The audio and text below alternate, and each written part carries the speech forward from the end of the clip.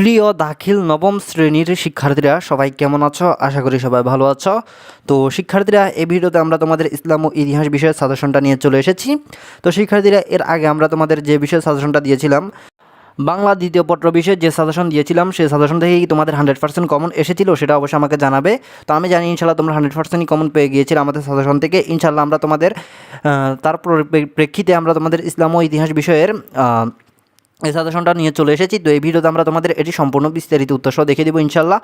আর শিক্ষার্থীরা, তোমরা যারা এরকম তোমাদের সবগুলো বিষয় সাজেশন এবং তোমাদের বার্ষিক পরীক্ষার এরকম সাজেশনগুলো পেতে চাও, তাহলে তোমাদের কি করতে হবে? তাহলে তোমাদের অবশ্যই তোমরা এখন বর্তমানে যে ভিডিওটা দেখতেছো, ওই ভিডিওটা তোমরা নিজ বরাবর এখানে খেয়াল করলে স্পষ্টই তোমরা দেখতে পাবে সাবস্ক্রাইব লেখা একটা কালো বাটন। তো তোমাদের কাজ হলো জাস্ট এই কালো বাটনটিতে একটা ক্লিক করে এই ইউটিউব চ্যানেলটি এরকম করে সাবস্ক্রাইব করে দেওয়া। তো তোমরা যারা এখানে ক্লিক করে এরকম করে ইউটিউব চ্যানেলটি সাবস্ক্রাইব করবে, তারা কিন্তু পরবর্তী বিষয়গুলো পাবে, বার্ষিক পরীক্ষার বিষয়গুলো এরকম করে পেয়ে যাবে ইনশাল্লাহ।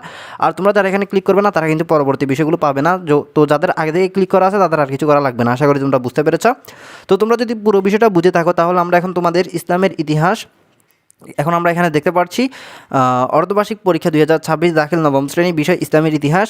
তো এই বিষয়ের সাজেশনটা আমরা এখন বিস্তারিত উত্তরসহ দেখব। এখানে আমরা প্রথমে দেখতে পাচ্ছি পূর্ণমান 30। তো এখানে আমরা প্রথমে তোমাদের 30 নম্বরের বহু নির্বাচনী মানে নৈবিত্তিক প্রশ্নগুলো দেখব। তো এখানে আমাদের 1 নম্বর প্রশ্ন, আরবের বৃহত্তম মরুভূমির নাম কি? তো এখানে 1 নম্বর প্রশ্নের উত্তর হবে 1 নম্বর প্রশ্ন, এটার উত্তর হবে এখানে আমাদের ঘ, আল দাহনা। আরবের বৃহত্তম মরুভূমির নাম হলো আল দাহনা। এরপর 2 নম্বর প্রশ্ন, আরবের অন্যতম সুন্দর ও স্বাস্থ্যকর স্থান কোনটি? তো 2 নম্বর প্রশ্নের উত্তর হবে ক, সানা। এরপর 3 নম্বর, আইয়াতুল আরবের অর্থ কী? তো এখানে আমাদের 3 নম্বর প্রশ্নের উত্তর হবে ঘ, আরবের দিন। এরপর এখানে আমাদের 4 নম্বর, আরবের কোন অঞ্চল সোনা পাওয়া যায়? তো এটার উত্তর হবে গ, ওমান। এরপর আমাদের এখানে 5 নম্বর প্রশ্ন, কোরআনে বর্ণিত আস-সামুদ আরবের কোন জাতির শ্রেণীভুক্ত? তো এখানে আমাদের 5 নম্বর প্রশ্ন, এটার উত্তর হবে 5 নম্বর প্রশ্ন, এটার উত্তর হবে গ, বাইদা। এরপর 6 নম্বর, আরব জাতি গঠনের ভূমিকা রেখেছিল কে? তো এখানে আমাদের 6 নম্বর প্রশ্ন, এটার উত্তর হবে ক, কম চেতনা। এরপর 7 নম্বর, কম চেতনা পরবর্তীকালে সহায়ক হয়েছিল আরব জাতি গঠনের ইসলামী বিস্তৃতি সাধনে যাযাবরদের জীবন উন্নয়নে। তো এখানে আমরা 7 নম্বর 3টা অপশন দেখতে পাচ্ছি। এখানে আমাদের 7 নম্বর প্রশ্ন, এটার উত্তর হবে ক, 1 ও 2 আরব জাতি গঠন এবং ইসলাম বিস্তৃতি সাধনে। তো 7 নম্বর প্রশ্নের উত্তর হবে ক। এরপর এখানে আমাদের বলা হয়েছে নিচের উদ্দীপকটি পড়ো এবং 8 ও 9 নং প্রশ্নের উত্তর দাও। তো এখানে উদ্দীপকটি আমরা দেখতে পাচ্ছি, বাংলাদেশের বেদেরা দেশের বিভিন্ন অঞ্চলে তাঁবুটা নিয়ে বসবাস করে। তারা নির্দিষ্ট স্থানে বসবাস না করার জন্য নিবন্ধন ও ভোটার হতে পারে না। তো এখানে আমাদের 8 নম্বর প্রশ্ন, উদ্দীপকে বেদে সম্প্রদায়ের সাথে ইসলাম পূর্ব আরবের কোন সম্প্রদায়ের মিল রয়েছে? তো এখানে 8 নম্বর প্রশ্নের উত্তর হবে গ, বেদুইনদের। এরপর 9 নম্বর প্রশ্ন, আরবের উক্ত সম্প্রদায়ের বৈশিষ্ট্য হলো শিকার ও লুণ্ঠন, গোত্রপ্রীতি ও দুর্বট, তারপর অতিথি পরায়ণ। তো এখানে 9 নম্বর প্রশ্নে আমরা 3টা অপশন দেখতে পাচ্ছি। তো 9 নম্বর প্রশ্ন, এটার উত্তর হবে ঘ, অর্থাৎ এখানে 1, 2, 3 তিনোটাই হবে সঠিক উত্তর। এরপর 10 নম্বর প্রশ্ন, ইরাকের পূর্ব নাম কী ছিল? তো এখানে আমাদের 10 নম্বর প্রশ্নের উত্তর হবে খ, মেসোপটেমিয়া। ইরাকের পূর্ব নাম ছিল মেসোপটেমিয়া। এরপর এখানে আমাদের 11 নম্বর প্রশ্ন, 11 নম্বর প্রশ্ন, মিশরকে নীলনদের দান বলার মূল কারণ কি? তো এখানে আমাদের 11 নম্বর প্রশ্নের উত্তর হবে 11 নম্বর প্রশ্নের উত্তর হবে ঘ, নদের ফলিমুক্ত পানি দ্বারা মাটি উর্বর হওয়ায়। তো 11 উত্তর হবে ঘ। এরপর 12 নম্বর, কারা লিখন পদ্ধতির আবিষ্কার করেন? তো এখানে আমাদের 12 নম্বর প্রশ্নের উত্তর হবে 12 নম্বর প্রশ্ন, এটার উত্তর হবে আমাদের ক, অসমেটিক সুমেরীয়গণ। এরপর এখানে আমাদের 13 নম্বর, জাহিলি যুগে আরবে গোত্র প্রথা প্রাধান্য লাভের কারণ কী ছিল? তো এখানে আমাদের 13 নম্বর প্রশ্নের উত্তর হবে 13 নম্বর প্রশ্ন, এটার উত্তর হবে ঘ, কেন্দ্রীয় শক্তির কৃতিত্ব না থাকা। এরপর এখানে আমাদের বলা হয়েছে নিচের উদ্দীপকটি পড়ো এবং 14 এবং 15 নং প্রশ্নের উত্তর দাও। তো এখানে আমাদের উদ্দীপকটি, গরিব বাবা মা তাদের সন্তান আদরিকে ঢাকায় এক বাসায় কাজে পাঠান। গৃহকর্ত্রী আদরিকে ঠিকমতো খাবার না দিয়ে উল্টো তার উপর অমানবিক নির্যাতন করে। এক পর্যায়ে পুলিশ তাকে অচেতন অবস্থায় পায়। তো এখানে আমাদের 14 নম্বর প্রশ্ন, উদ্দীপকে বর্ণিত ঘটনাটি জাহিলিয়া যুগের কোন অবস্থায় ইঙ্গিত বহন করে? তো এখানে আমাদের 14 নম্বর প্রশ্ন, এটার উত্তর হবে খ সামাজিক। এরপর 15 নম্বর, কর্তৃক আদরিক নির্যাতন মহানবী সাল্লাল্লাহু আলাইহি সাল্লামের কোন উপদেশের লঙ্ঘন? তো এটার উত্তর হবে বিদায় হজ। 15 নম্বর প্রশ্নের উত্তর হবে বিদায় হজ। এরপর 16 নম্বর, হযরত খাদিজা রাদিয়াল্লাহু তাআলা আনহুকে খাদিজাতুত তাহিরা বলার কারণ তিনি ছিলেন? তো এখানে আমাদের 16 নম্বর প্রশ্ন, এটার উত্তর হবে অনন্য চরিত্রের অধিকারী। উত্তর হবে ঘ, অনন্য চরিত্রের অধিকারী। এরপর এখানে আমাদের 17 নম্বর প্রশ্ন, হযরত মুহাম্মদ সাল্লাল্লাহু আলাইহি সাল্লাম কত বছর বয়সে নবুয়ত লাভ করেন? তো এখানে আমাদের 17 নম্বর প্রশ্ন, এটার উত্তর হবে ঘ, 40 বছর বয়স। এরপর 18 নম্বর প্রশ্ন, কুরাইশ শব্দের অর্থ কী? তো এখানে আমাদের 18 নম্বর প্রশ্নের উত্তর হবে 18 নম্বর প্রশ্নের উত্তর হবে কুরাইশ শব্দের অর্থ হলো সওদাগর। উত্তর হবে ঘ। এরপর 19 নম্বর প্রশ্ন, আমুল ফিল বলা হয় কোন বছরকে? তো এখানে আমাদের 19 নম্বর প্রশ্ন, এটার উত্তর হবে আমুল ফিল বলা হয় 570 খ্রিস্টাব্দকে। তো এখানে উত্তর হবে ঘ। এরপর 20 নম্বর প্রশ্ন, হিলফুল ফুজুল হলো? তো এটার উত্তর হবে ক, শান্তিসংঘ। হিলফুল ফুজুল হলো শান্তিসংঘ। তো শিক্ষার্থীরা এখানে এটার উত্তর হবে কম। এরপর আমরা একটু নিচে স্ক্রল করলে এখানে দেখতে পাচ্ছি 21 নম্বর প্রশ্ন, হাজরে আসওয়াদ অর্থ কী? তো এখানে আমাদের 21 নম্বর প্রশ্ন, এটার উত্তর হবে হাজরে আসওয়াদ শব্দের এই শব্দটার অর্থ হলো কালো পাথর। তো এটার উত্তর হবে ঘ। এরপর 22 নম্বর প্রশ্ন, হাজরে আসওয়াদের সাথে সম্পৃক্ত ছিল? তো এখানে আমাদের 22 নম্বর প্রশ্ন, এটার উত্তর হবে হাজরে আসওয়াদের সাথে সম্পৃক্ত ছিল সামাজিক ও বংশগত মর্যাদা। তো এটার উত্তর হবে ক। আর শিক্ষার্থীরা, তোমাদের যাদের লেকচার আলফাদা ইত্যাদি সকল প্রকাশনীর প্রশ্ন একসাথে প্রয়োজন, তোমরা হোয়াটসঅ্যাপে মানে স্ক্রিনে তোমরা একটা হোয়াটসঅ্যাপ নাম্বার দেখতে পাচ্ছ, তোমরা এই নাম্বারে যোগাযোগ করতে পারো। ইনি হলো বোর্ডের লোক এবং এনার সাথে আমার পরিচয় আছে। তোমরা এনার থেকে একদম কম দামে তোমাদের সবগুলো প্রশ্ন একসাথে নিয়ে নিতে পারো, সংগ্রহ করতে পারো। তো তোমরা এনাকে মেসেজ দিয়ে বলবে নবম শ্রেণীর সকল প্রশ্ন কিনতে চাই। তো ইনি যে দাম দিবে সে দাম থেকে তোমরা একটু কমিয়ে বলবে, আর আমার কথা বললে তোমাদের ডিসকাউন্ট দিবে। আশা করি তোমরা বুঝতে পেরেছ। তো প্রিয় শিক্ষার্থীরা, তোমাদের যাদের সবগুলো প্রশ্ন একসাথে প্রয়োজন, তোমরা নিশ্চিন্তে এনার থেকে প্রশ্নগুলো কিনে নিতে পারো। আশা করি বুঝতে পেরেছ। তো শিক্ষার্থীরা, এরপর এখানে আমাদের 23 নম্বর প্রশ্ন, হযরত মুহাম্মদ সাল্লাল্লাহু আলাইহি সাল্লাম কত খ্রিস্টাব্দে প্রকাশ্যে ইসলাম প্রচার শুরু করেন? তো এখানে আমাদের 23 নম্বর প্রশ্ন, এটার উত্তর হবে হযরত মুহাম্মদ সাল্লাল্লাহু আলাইহি সাল্লাম 613 খ্রিস্টাব্দে প্রকাশ্যে ইসলাম প্রচার শুরু করেন। এরপর 24 নম্বর, আমুল হুজন অর্থ কী? তো এখানে এটার উত্তর হবে ক, দুঃখের বছর। এরপর 25 নম্বর প্রশ্ন, মুহাম্মদ সাল্লাল্লাহু আলাইহি সাল্লামের সংগ্রামী জীবনের সবচেয়ে বিস্ময়কর ও অলৌকিক ঘটনা কোনটি? তো এখানে আমাদের 25 নম্বর প্রশ্ন, এটার উত্তর হবে গ, মিরাজ। এরপর এখানে আমরা একটু নিচে স্ক্রল করে দেখতে পাচ্ছি, এখানে আমাদের বলা হয়েছে নিচের উদ্দীপকটি পড়ো এবং 26 ও 27 নম্বর প্রশ্নের উত্তর দাও। তো এখানে আমরা প্রশ্নটা দেখতে পাচ্ছি, জনাব আহমেদ কবির রাষ্ট্রের একজন উচ্চপদস্থ সৎ ও সাহসী কর্মকর্তা। তার দপ্তরের যে কোনো অর্থনৈতিক কাজের অনৈতিক কাজের প্রতিবাদ করেন। তার সততা ও মেধার পরিচয় সর্বত্র ছড়িয়ে পড়ে। হঠাৎ তার জীবনে একটি চন্দ্রপতন ঘটে। কোভিড-19 করোনা আক্রান্ত হয়ে তার পিতা ইন্তেকাল করেন। কিছুদিন পর তার স্ত্রী নিউমোনিয়া আক্রান্ত ইন্তেকাল করেন। এতে তিনি মানসিকভাবে ভেঙে পড়েন। তো এখানে আমাদের 26 নম্বর প্রশ্ন, আহমেদ কবির সাহেবের ঘটনার সাথে রাসূল সাল্লাল্লাহু আলাইহি সাল্লামের জীবনের কোন ঘটনার মিল পাওয়া যায়? তো এখানে আমাদের 26 নম্বর প্রশ্ন, এটার উত্তর হবে ক, আমুল হুজন। তো শিক্ষার্থীরা, 26 নম্বর প্রশ্নের উত্তর হবে ক। এরপর এখানে আমাদের 27 নম্বর প্রশ্ন, উক্ত ঘটনার প্রেক্ষিতে মহানবী সাল্লাল্লাহু আলাইহি সাল্লামের জীবনের সূচিত হয় নামাজের বিধান, মিরাজের বিধান, ধর্মীয় স্বাধীনতা। তো এখানে আমাদের 27 নম্বর প্রশ্নের উত্তর হবে ক, নামাজের বিধান এবং মিরাজের বিধান। তো 87 নম্বর প্রশ্নের উত্তর হবে 1 ও 2। আশা করি বুঝতে পেরেছ। এরপর এখানে আমাদের 28 নম্বর প্রশ্ন, মহানবী সাল্লাল্লাহু আলাইহি সাল্লাম কত খ্রিস্টাব্দে মদিনায় হিজরত করেন?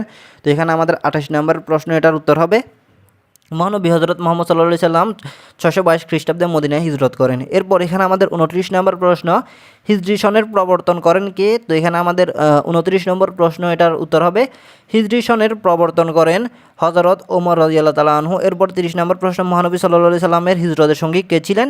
তো এটার উত্তর হবে হযরত মুহাম্মদ সাল্লাল্লাহু আলাইহি সাল্লামের হিজরতের সঙ্গী ছিলেন হযরত আবু বকর রাদিয়াল্লাহু তাআলা আনহু। তো শিক্ষার্থীরা, এখানে আমরা 30টা এমসিকিউ প্রশ্ন দেখলাম। এই 30টা এমসিকিউ প্রশ্নের উত্তরও তোমাদের বিস্তারিত এই ভিডিওতে আমরা দেখিয়ে দিলাম।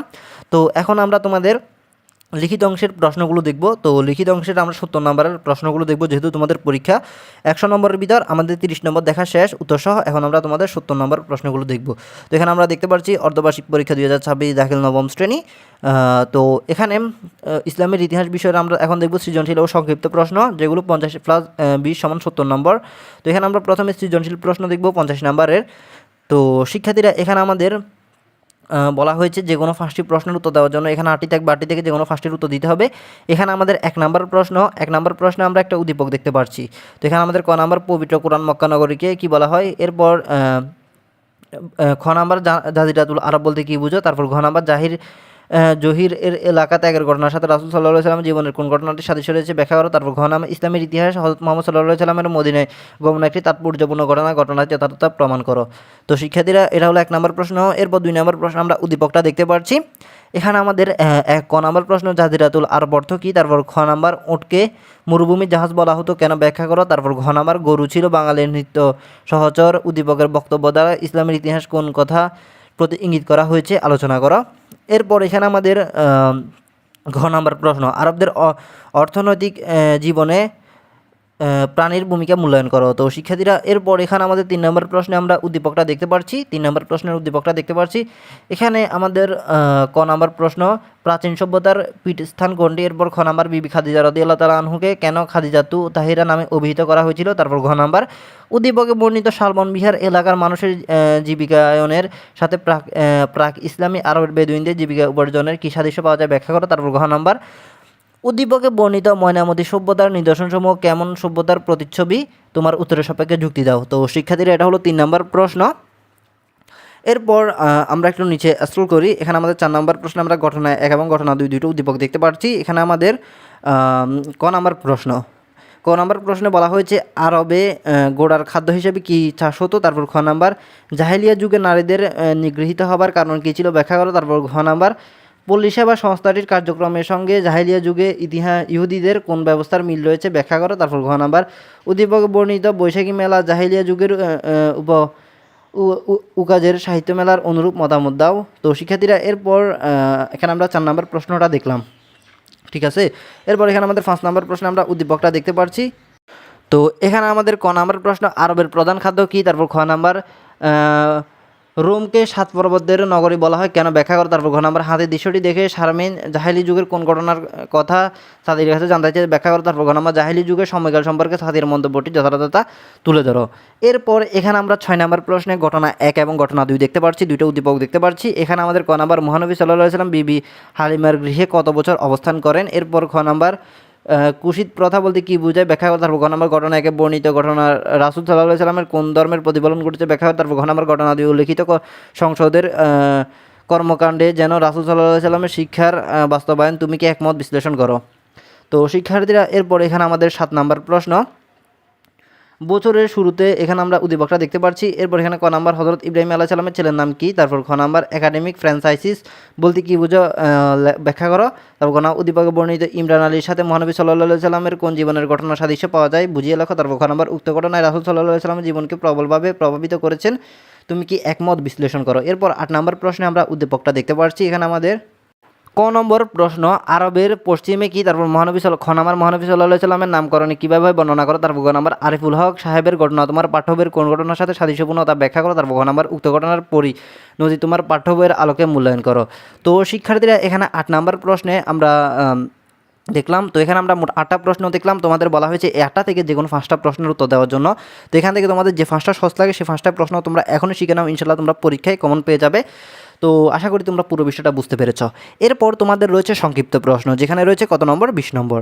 তো এখানে আমাদের বলা হয়েছে যে কোনো 10টি প্রশ্নের উত্তর দেওয়ার জন্য। তো এখানে আমরা দেখতে পাচ্ছি প্রশ্ন রয়েছে মোট 15টা থেকে যে কোনো 10টা প্রশ্নের উত্তর দেওয়ার জন্য বলা হয়েছে। তো কোন 10টা দিবে তোমরা এখনই সিলেক্ট করে নাও, আমরা আগে প্রশ্নগুলো দেখা নিই। তো এখানে আমাদের 1 নম্বর প্রশ্ন আরব দেশকে জাজিরাতুল আরব বলা হয় কেন। তারপর 2 নম্বর প্রশ্ন মরুবাসী যাযাবরদের জীবনযাত্রা কেমন ছিল বর্ণনা করো। তারপর 3 নম্বর আজবিয়া কি ব্যাখ্যা করো। তারপর 4 নম্বর ব্যাবিলনীয় সভ্যতার পরিচয় দাও। তারপর 5 নম্বর মিশরকে নীলনদের দান বলা হয় কেন। তারপর 6 নম্বর কেন জাহিলি যুগে জীবন্ত কন্যা সন্তানকে কবরস্থ করা হতো। এরপর এখানে আমাদের 7 নম্বর প্রশ্ন আসসাবাউল মুলাত্তাকাত মুআল্লাকাত বলতে কী বোঝায়, তারপর 8 নাম্বার হিলফুল ফুজুল কাকে বলে, তারপর এখানে 9 নাম্বার নবুয়ত বলতে কী বোঝায়, তারপর 10 নাম্বার কুরাইশদের ইসলামের বিরোধিতা করার কারণ কি, তারপর 11 নাম্বার ইসলামগণ আবিসিনিয়ায় হিজরত করেছিলেন কেন, তারপর 12 নাম্বার 620 খ্রিস্টাব্দের আমুল হুজন বা দুঃখের বছর বলা হয় কেন, তারপর 13 নাম্বার হিজরত বলতে কী বোঝায় ব্যাখ্যা করা, তারপর 14 নাম্বার হজরত মোহাম্মদ সাল্লাল্লাহু আলাইহি সাল্লাম কেন মদিনায় হিজরত করলেন, এরপর 15 নাম্বার ইয়াসবির থেকে মদিনা নামকরণের ব্যাপ্তি ব্যাখ্যা করো। তো প্রিয় শিক্ষার্থীরা, এখানে আমরা মোট 15টা প্রশ্ন দেখলাম। এই 15টা প্রশ্ন থেকে আমাদের বলা হয়েছে যে কোনো 10টা প্রশ্নের উত্তর দেওয়ার জন্য। তো প্রিয় শিক্ষার্থীরা, এগুলো ছিল তোমাদের সাজেশন, ইসলাম ও ইতিহাস বিষয়ে সাজেশন। এখানে আমরা তোমাদের 1 থেকে 100 পর্যন্ত সম্পূর্ণ কমপ্লিট সাজেশন দেখিয়ে দিয়েছি। ইনশাল্লাহ তোমরা এখান থেকে 100%ই কমন পেয়ে যাবে। তো শিক্ষার্থীরা, আশা করি তোমরা বুঝতে পেরেছো। তোমরা যারা আলফাতা প্রকাশনী ফলো করো, তোমরা ইনশাল্লাহ এখানে 100% কমন পেয়ে যাবে।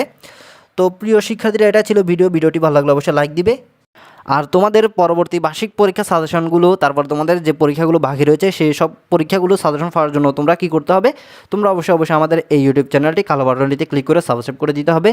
আর শিক্ষার্থীরা, তোমরা প্রথমে এটা বলো, তোমাদের যেহেতু কালকে 8 তারিখ ইসলামের ইতিহাস এ বিষয়ের পরীক্ষাটা হবে, তো এরপর 9 তারিখ তোমাদের কোন বিষয়ের পরীক্ষাটা অনুষ্ঠিত হবে সেটা অবশ্যই আমাকে কমেন্ট করে সুন্দর করে জানাও, যেহেতু আমি তোমাদের পরবর্তী বিষয়গুলোর সাজেশন প্রশ্ন আপলোড দিতে পারি।